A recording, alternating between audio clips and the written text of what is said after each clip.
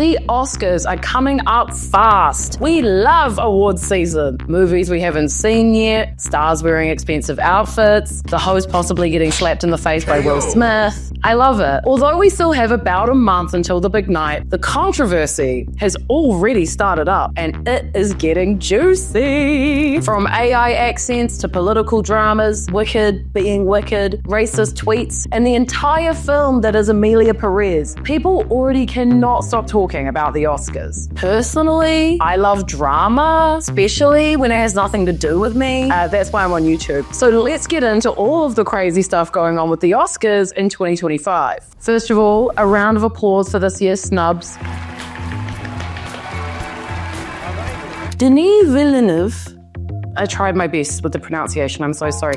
He did not receive a Best Director nomination for Dune 2, even though it's nominated for Best Picture. Honestly, don't even get me started on this. I'm mentioning it at first just so I don't have enough time to be enraged. Challenger's got nothing, but maybe the world just isn't ready for phallic foods or a bisexual love triangle. Genius isn't always celebrated in its time. And on a more niche note, Tatsuki Fujimoto's Look Back didn't get a nomination for Best Animated Film. And look, I'm finding it hard to take that one sitting down, okay? I'm upset about that. But RIP to those guys, bye. Let's get into the drama. Emilia Perez is leading the charge in both nominations and controversies, with 13 nominations and honestly a similar amount of dramas. For context, there are only 3 films to win 11 Oscars, which is the current record. Ben-Hur in 1959, Titanic in 1997, and The Lord of the Rings: The Return of the King in 2003, aka the best film and trilogy ever made. No questions asked, no contenders. Argue with me all you want, but it is just a factual thing. So there is so much controversy around this movie. We could talk all day just about this song. Hello, very nice to meet you. I'd like to know about sex change operation. I see. That is a real song in a real movie, which is nominated for 13 Oscars. Rhinoplasty, yes. The story of the film follows a Mexican cartel leader who enlists a lawyer to help her disappear so she can transition into a woman. It stars Zoe Saldana and Selena Gomez, and honestly, the story itself sounds really compelling, and when has Zoe Saldana ever let us down? Just this week, though, the film's other star, Carla Sofia Garcon, who made Oscars history as the first openly trans actress to be nominated for Best Lead Actress, found herself in hot water after some of her old tweets resurfaced. And they're like really bad. One of them reads, "I truly believe that very few people ever cared about George Floyd, a drug addict and a hustler, but his death has served to highlight once again that there are those who still consider black people to be monkeys without rights and those who consider the police to be murderers. All wrong." I hated reading that out. I hated those words coming out of my mouth. She also had some really not so great comments about Muslim people and Islam, saying, quote, "Until we ban religions that go against European values and violate human rights, such as Islam, under the protection of freedom of worship, we will not end part of the huge problem we face. Faith manipulates those who cling to faith." Big yikes. Big yikes. Huge yikes. Mega yikes. Biggest yikes I've ever done. Yikes. There are actually more tweets as well, but I didn't like reading those ones and I don't want to read any more. And people are still finding more as we speak. Do I have to tell you that people reacted badly to those tweets? They're really bad. She's faced huge backlash this entire week, with many demanding her nomination be revoked. On Thursday, though, Carla Sofia Garcon published an apology for the tweets, saying, "I want to acknowledge the conversation around my past social media posts that have caused hurt. As someone in a marginalized community, I know the suffering all too well, and I am deeply sorry to those I have caused pain. All my life, I have fought for a better world. I believe light will always triumph over darkness." Okay, what do you think about that? Do you think this takes her out of the running for an Oscar? Sidebar though, when will celebrities learn to delete their damn tweets? Just a thought, like this keeps happening. Or I guess just don't say insane shit in the first place, I guess. I don't know, man. I don't know. The overarching controversy with Emilia Perez though is that a lot of people just think the movie is kind of bad. It's got 72% on Rotten Tomatoes, and the Times rated the film 5 out of 5 stars. But it seems like almost everyone else does not agree. The audience score is an abysmal 20%. And pretty much everywhere you look online, somebody is ridiculing this movie. Even Ben Shapiro took a break from his usual musings and posted a 25-minute video on why he thought the movie was garbage. Forbes magazine said, Emilia Perez is not a good movie, not a good crime drama, not a good musical, and by all accounts, not a good representation of the groups it focuses on, namely Mexicans and trans people. And that is also according to many Mexicans and trans people. Advocacy organizations and critics from within the LGBTQI+ community have been very critical of the film's representation of trans women. LGBTQ advocacy organization GLAAD called the film, directed by a cis man, a profoundly retrograde portrayal of a trans woman and a step back for trans representation. Lisa Lamard of Cultress lamented how Emilia Perez was yet another trans-centric film that focused excessively on surgeries and only featured one trans character in its entire cast. To be fair though, not every single member of the trans community hated the film, with trans critic May Rude arguing that the movie, quote, examines and tears down trans tropes, presents a trans character like we've never seen before, and doesn't dwell on the stereotypical aspects of transition we see in media. If you think that queer audiences hated the movie, Mexican audiences may have hated it even more. So first of all, the movie is set in Mexico, but it had just one actor who is Mexican. It's made by a French director who speaks no Spanish.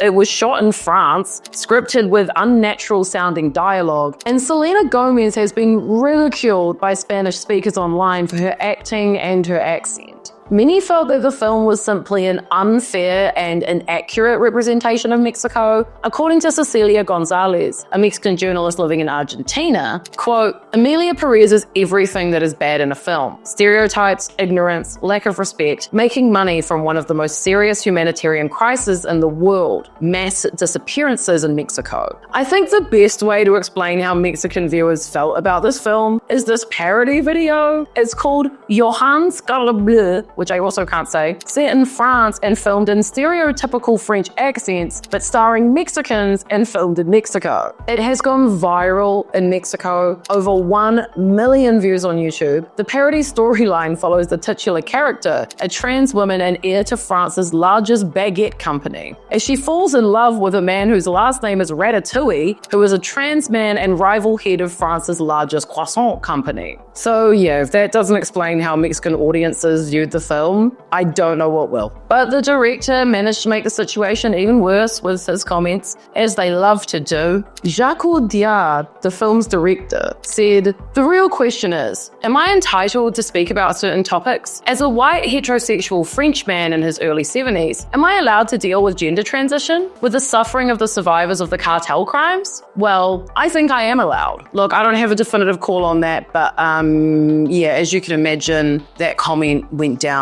like a lead balloon. So anyway, moving right along to another musical. Massive musical hit Wicked. Ooh, oh, oh, fuck yeah. Picked up 10 nominations, including Best Picture, Best Production Design, Best Sound. Cynthia Erivo is nominated for Best Lead Actress, while Ariana Grande is nominated for Best Supporting Actress. Yay! Anyway, that all seems good. Obviously, Cynthia and Ariana's performances were chef's kiss. Even if you hate musicals, you cannot deny that they ate that up. You cannot deny they ate that up. They held space for the lyrics of Defying Gravity, and it paid off. I wish there was an award for Weirdest Press Tour, because it would be between the Wicked cast and then just Timothée Chalamet. But although it may feel like everyone is obsessed with Wicked, there's also a lot of people who feel like this is maybe too many nominations for a fun musical film. It's not like musicals haven't won Best Picture before. West Side Story won in 1961, and obviously Chicago won in 2002. If you haven't seen Chicago, stop this video right now and go watch Chicago. I am not playing around. You have to see that movie. It is very good. But with 10 nominations, people are wondering, was Wicked really that good?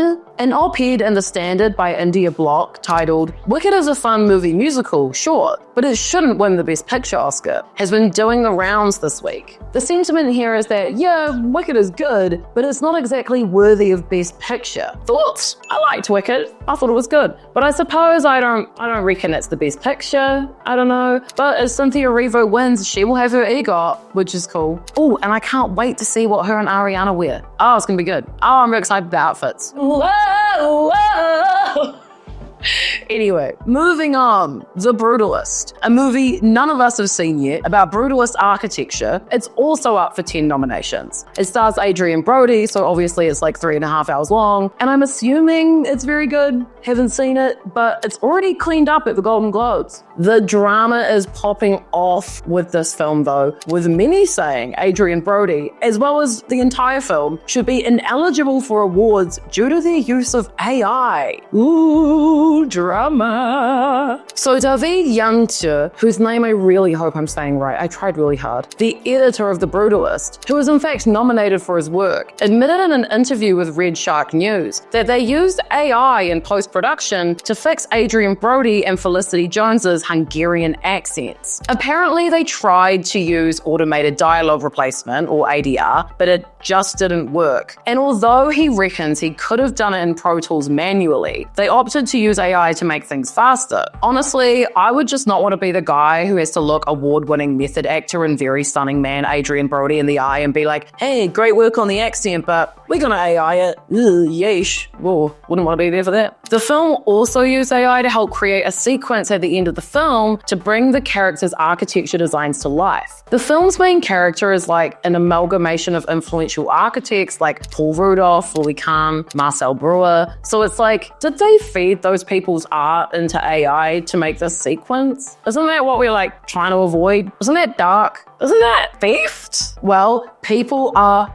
pissed, especially considering that the Screen Actors Guild and the Writers Guild strikes in 2023 were largely due to Hollywood's use of AI. It was one of the big topics. If Adrian's performance was enhanced by AI, does that make him ineligible for Best Actor? I mean, accents are a very important part of a role, especially at the Oscars level. How can we as an audience know how much of the performance is Adrian and how much is the AI? In a statement responding to the controversy, the director said, Adrian and Felicity's performances are completely their own. Okay, cool. I mean, maybe we would know if anyone had actually seen this movie yet, but thoughts, feelings, reactions? Do you care about them using AI if the final product's worth it? But there you have it, Oscars drama heating up. Who are your picks to win? And which of these controversies do you think is the most messed up? Or are there some that I missed? Because again, I love drama. Please do let me know. Don't forget to like and subscribe, everybody. I'm so sorry to any French person in the world for how I butchered those names.